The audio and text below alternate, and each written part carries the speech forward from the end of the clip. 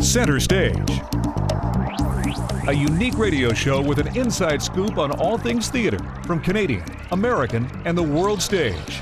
Reviewing drama, comedy, and musicals, Center Stage provides entertaining and unique insight into what's hot and what's not. Andy Dumas is a versatile stage performer and a veteran of radio and television.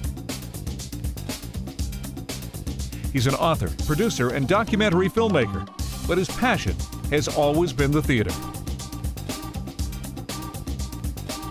Andy brings his unique perspective to celebrity interviews and what's happening on the world stage.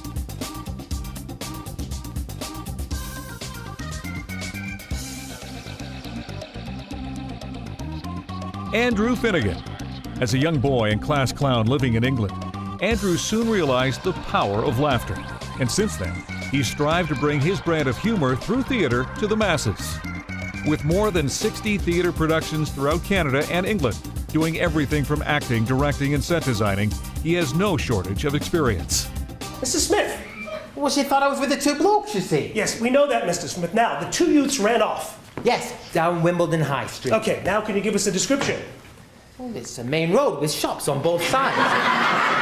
Of the two youths! Center Stage.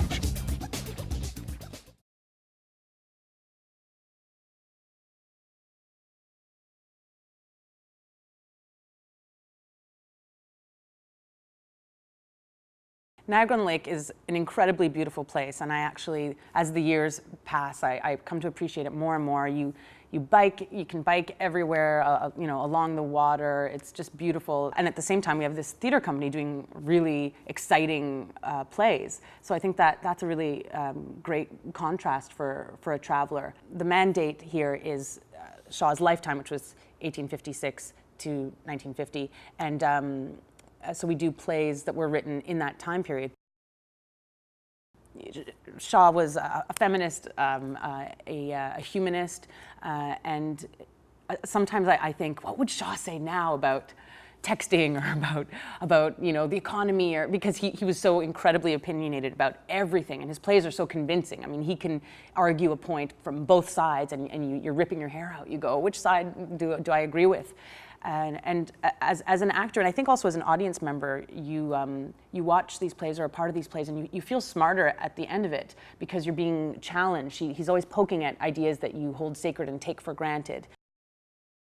Everybody, throughout life, they always tell people when they want to be an actor, oh, it's a very hard life. Oh, yeah, you have to be really sure that you want to do it. And I don't believe that. I think it's a wonderful life to be an artist, you know, and if somebody has that, the idea of telling stories, like I teach my daughter, I have a 2-year-old daughter, she's trying to understand what it is I do, and she kind of knows that I tell stories, and I thought that's a wonderful thing to be able to say to your child, that I tell stories for a living, and it's a wonderful thing to do.